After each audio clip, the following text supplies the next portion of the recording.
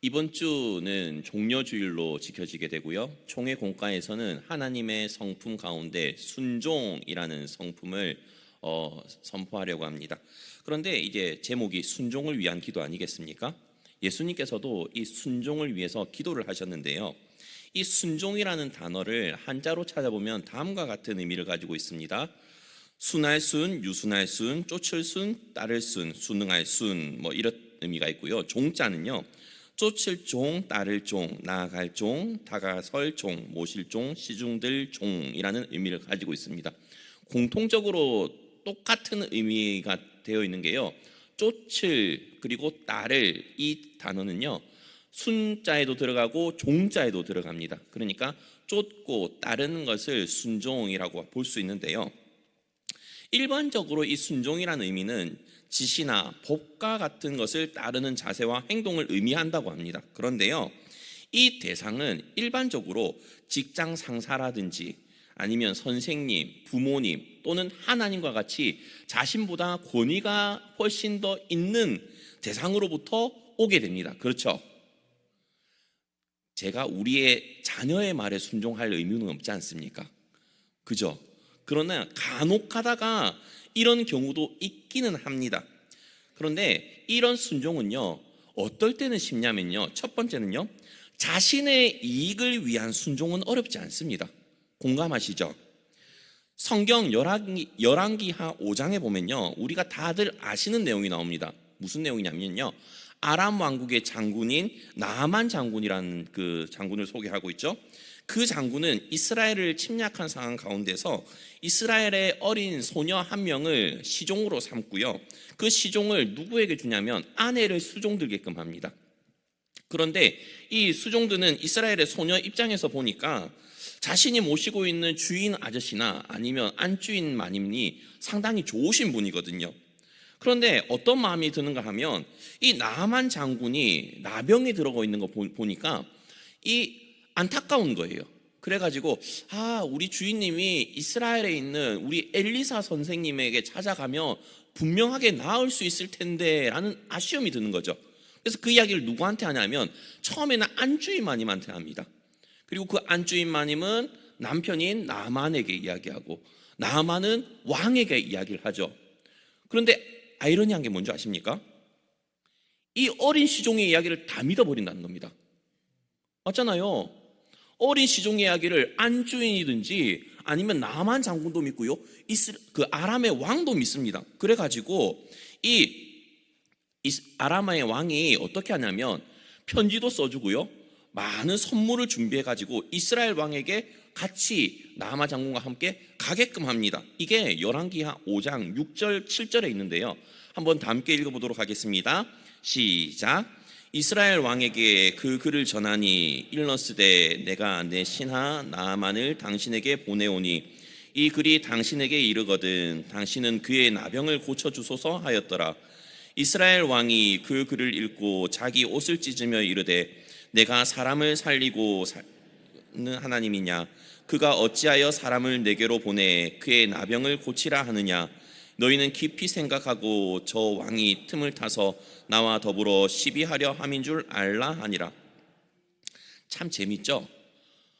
여종의 말을 이방 나라 사람인 여주인과 나아만 장군과 아람 왕은 믿었는데 정작 신유의 은사도 있고, 그죠? 아주 탁월한 능력을 지니고 있는 이 엘리사 선지자가 살고 있는 이스라엘의 왕은 이것이 무슨 일이냐라고 하면서 두려워서 떨고 있다는 것입니다. 엘리사에게 보낼 생각은 전혀 하지 않고 있다는 것이죠. 그렇게 왕이 두려움에 떨고 있다는 소식을 듣고 자기 옷을 찢었다는 소문을 듣고 누가 또 왕에게 이 일을 합니까? 엘리사가 왕에게 사람을 보내가지고 나아만 장군은 자기에게 보내라고 합니다. 참 아이러니하죠. 그런데 정작 나아만 장군이 다들 알다시피 엘리사의 집에 찾아왔을 때 엘리사가 마중을 나갔습니까? 그의 사환이 마중을 나갔습니까? 사환이 마중을 나갔죠. 사환이 나와가지고 엘리사의 이야기만 전합니다. 요단강에서 몸을 7번 씻으면 장군의 살이 회복되어 깨끗하게 될 것입니다 라고 말을 하죠.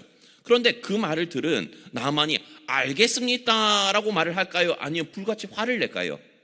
당연히 화가 났습니다. 왜냐면요, 이 나아만 장군이 비록 나병 환자긴 하지만 아람 왕국의 장군이죠.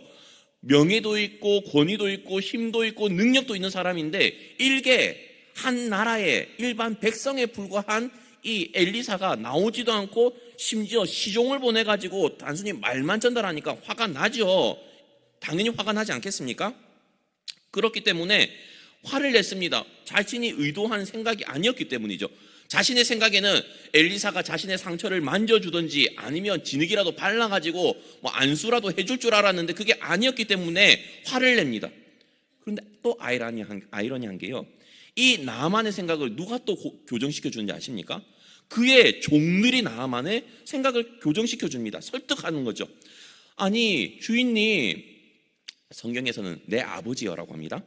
근데 그러면서 하는 이야기가 뭐냐면, 만약에 선지자가 요단강에서 몸을 7번 씻으라는 그 말보다 훨씬 더 부담스럽고 어려운 말씀을 했다 할지라도 그것을 안 했겠습니까? 단지 몸을 7번 씻으라고 하는 건데 그걸 못할 이유가 뭐가 있겠습니까? 라고 말을 하죠. 그 종의 말을 곰곰이 들어보니까 맞는 말이거든요. 틀린 말이 하나도 아니거든요.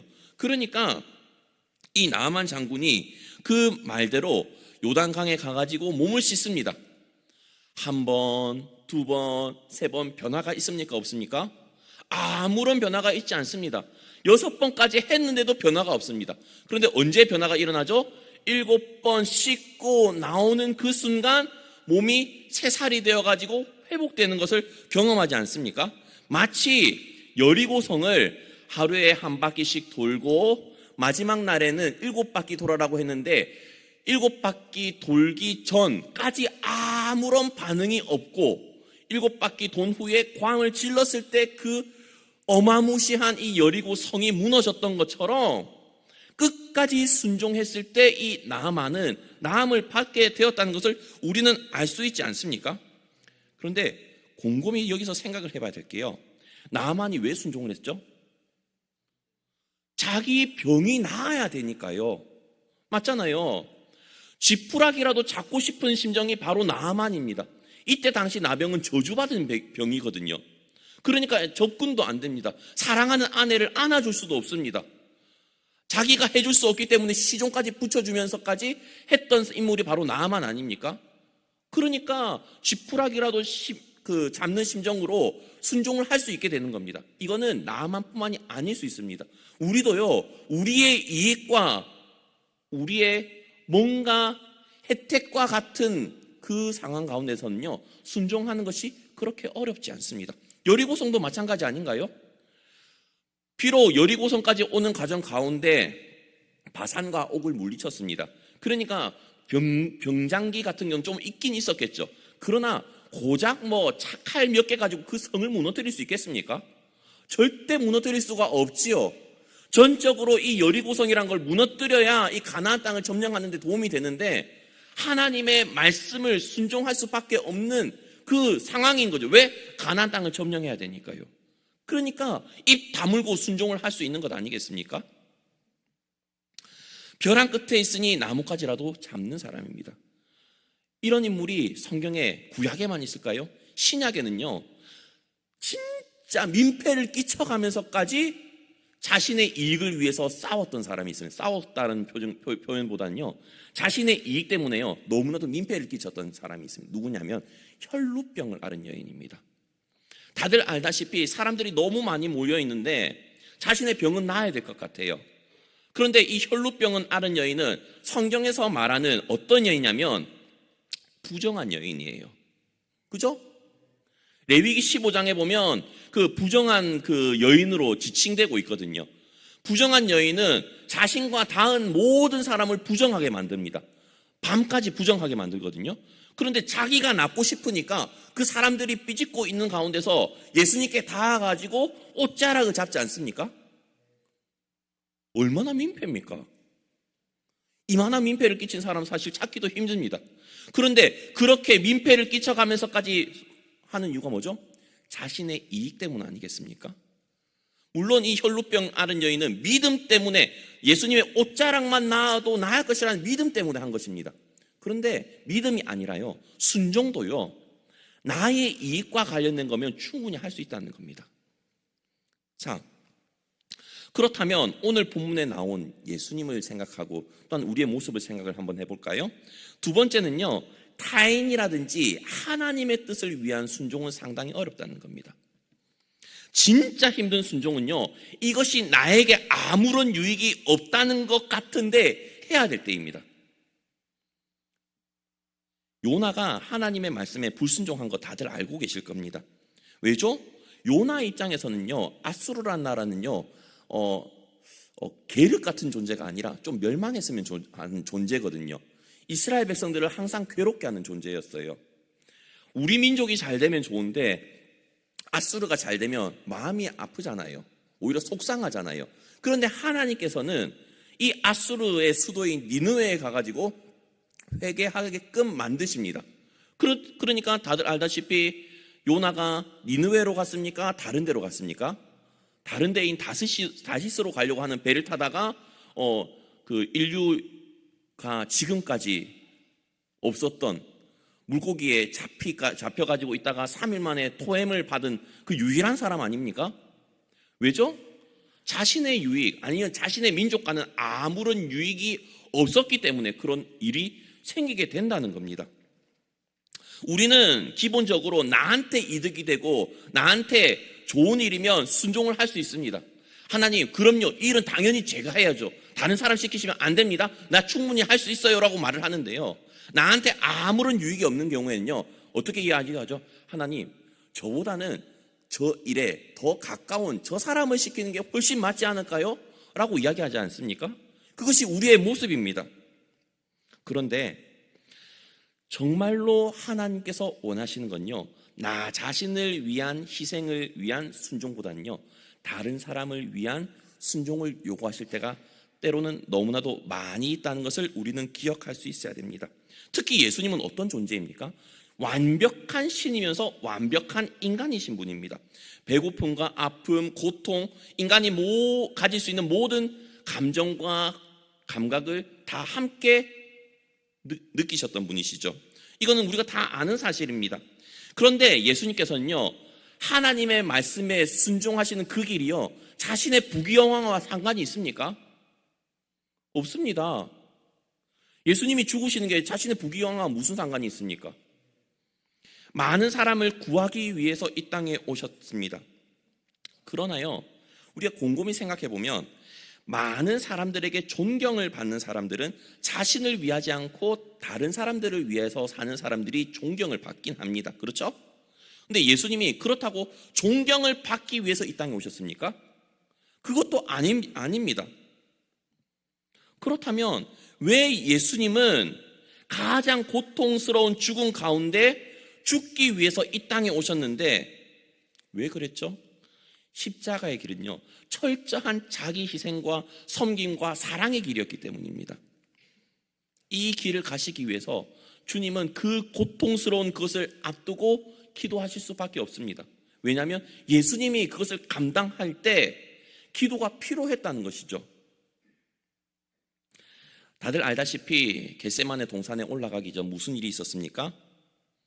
오늘 정말 개인적으로는 대예배 때 찬양대의 찬양이 너무나도 은혜로웠는데요, 최후의 만찬이라는 곡이 울려 퍼졌습니다. 겟세마네 동산에 올라가시기 전에 최후의 만찬을 하시고요, 만찬에서 식사하시면서 또 무슨 일이 있었죠? 세족식이 있었습니다. 요즘에 수련회 때 세족식 하려고 하면 많은 핀잔을 받습니다. 목사님, 이거 할 거면 미리 말해줘가지고 집에서 손발톱이라도 깎고 오게끔 해주시죠. 왜 안 해주셔가지고 발톱 많이 자라있는 상태에서 이거 하게 하냐고 잔소리 많이 듣게 되기 때문에 요즘엔 잘 안 하는 경우가 많은데요, 예수님께서는 철저하게 자신의 낮아지심 때문에 또한 섬김의 모습을 보여주시고 또한 제자들에게 그렇게 살게 하기끔 위해서 그런 모든 일들을 하셨습니다. 그런데 다들 알다시피 제가 몇 번 말씀해 드렸다시피 예수님이 이 최후의 만찬과 겟세마네 기도하러 오시기 전에 제자들에게 3번에서 4번 어떤 걸 이야기를 하셨죠? 내가 십자가에 달려 돌아가야 될 것을 미리 말씀을 여러 번 하셨습니다. 그럼에도 불구하고 제자들은 어떤 걸로 싸웠죠? 누가 크냐, 누가 예수님 우편에 앉을 것이냐, 그 자리 싸움을 했던 사람들이 바로 예수님의 제자들이었습니다. 그러니까 예수님의 입장에서는요, 겟세마네 동산에 올라가셔서도요, 제자들을 데리고 갔지만 나를 위해서 기도해 달라라고 하지 않으셨습니다. 왜죠? 내가 십자가를 이제 져야 되니까 나를 위해 기도해 달라고 하면 제자들의 입장에서는 왜 또 아니 낮에도 그러시더니 밤에도 그러십니까? 라고 할 게 뻔하거든요. 그러니까 예수님께서는 오히려 제자들의 상태를 아시고 그렇게 내가 십자가에 져야 되는 것을 부탁하지도 않으셨어요. 다만 함께 있어 달라, 깨어 있어 달라, 그렇게 부탁을 하십니다. 왜냐하면 깨어 있으면서 함께 있고 또한 예수님이 기도하시는 모습을 보면요, 예수님이 어떤 마음으로 하나님께 기도를 하는지, 어떤 길을 가려고 하시는지 그나마 조금 느낄 수는 있지 않습니까? 그런데 제자들은 그렇게 부탁하는 예수님 앞에서도 죽음의 길을 가려고 하는 그 예수님 앞에서 꾸벅꾸벅 졸고 있었던 것이 바로 제자들의 모습 아닙니까? 오늘 본문 34절에는 이렇게 말씀하고 있습니다. 말씀하시되 내 마음이 심히 고민하여 죽게 되었으니 너희는 여기 머물러 깨어있으라 하시고. 그러나 제자들은 자신의 육신의 연약함을 이기지도 못했고 예수님께서 왜 그렇게 기도해야만 하는지 알지 못했습니다.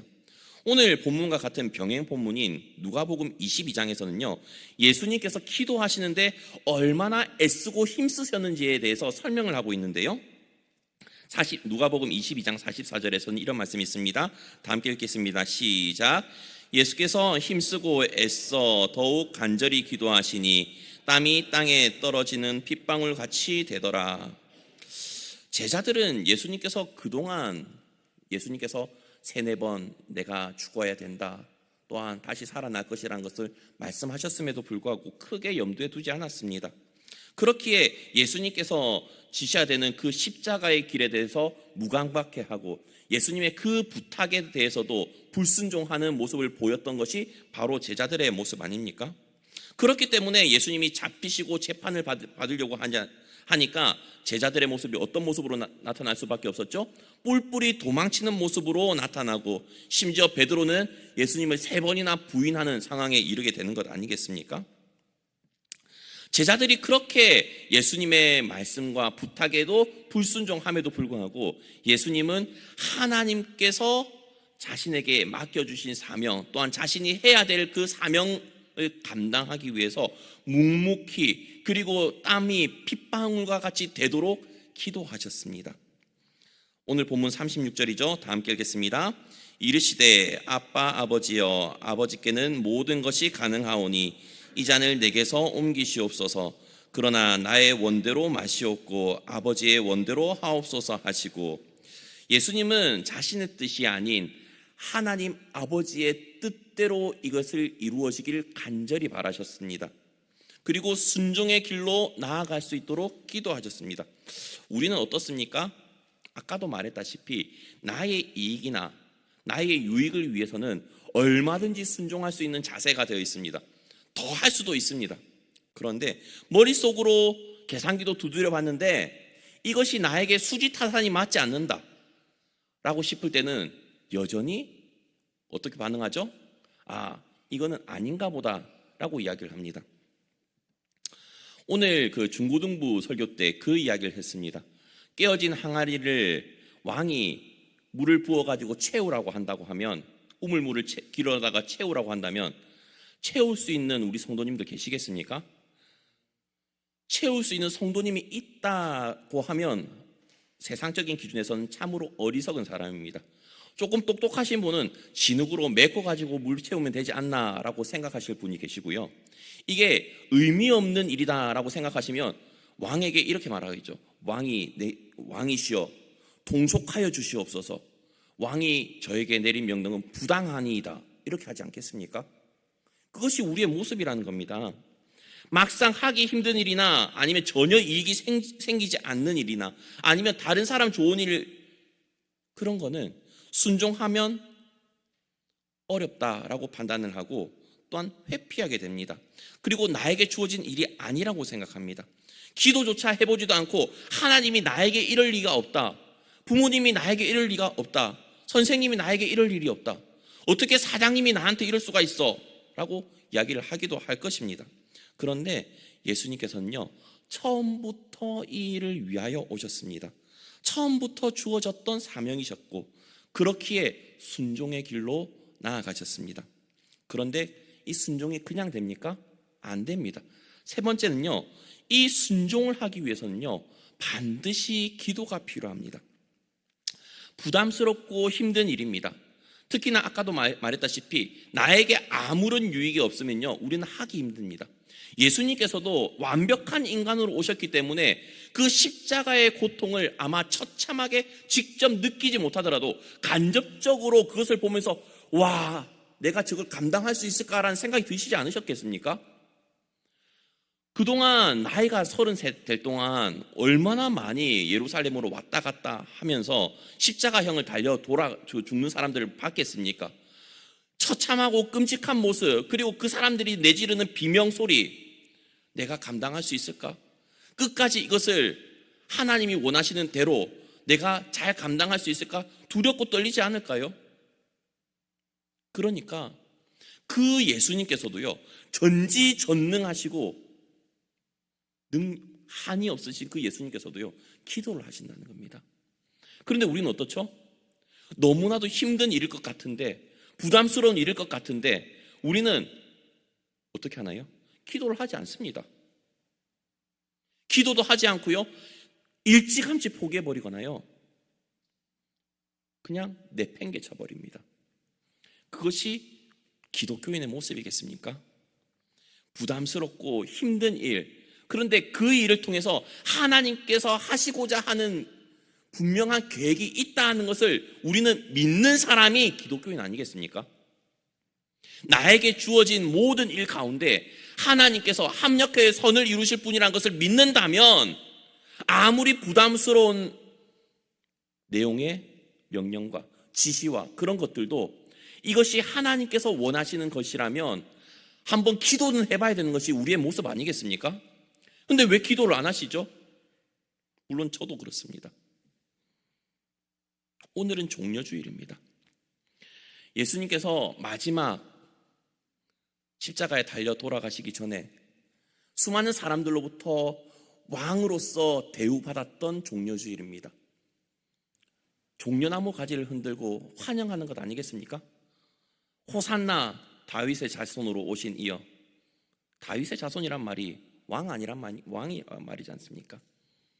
그런데요, 그들이 예수님을 못 박았고요, 우리도요, 주님의 뜻대로 살겠다라고 말은 하는데요, 순종을 하지도 않고요, 순종하기 위해서 기도 한 번도 하지 않는 모습이 우리의 모습 아닙니까?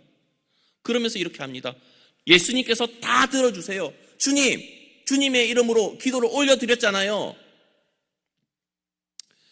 저는 우리 모든 성도님들이 그런 마음을 가졌으면 좋겠습니다. 하나님, 지금까지 우리가 나의 이익을 위해서는 쉬운 순종을 했다면 앞으로의 나의 삶은 나를 위한 어떠한 혜택이 없다 할지라도 하나님께서 원하시고 하나님이 기뻐하실 만한 일이면 기도로서 순종의 걸음을 나아갈 수 있도록 믿음 허락해 달라고, 또 능력 달라고 기도하는 우리 성도님도 되셔야 되지 않겠습니까? 감사합니다. 오랜만에 아멘 소리가 들려줘가지고 제가 어깨가 뽕에 올라가려고 합니다. 아멘 하셨습니다. 정말로 주님이 원하시는 그 순종의 걸음을 걸어가시길 바라고요. 예수님께서도 기도하셨기 때문에 우리는 당연히 기도를 훨씬 더 많이 해야 될 것을 마음속에 되새기면서요, 순종의 걸음을 걸어 나가시는 우리 복된 성도님들 되시기 바랍니다.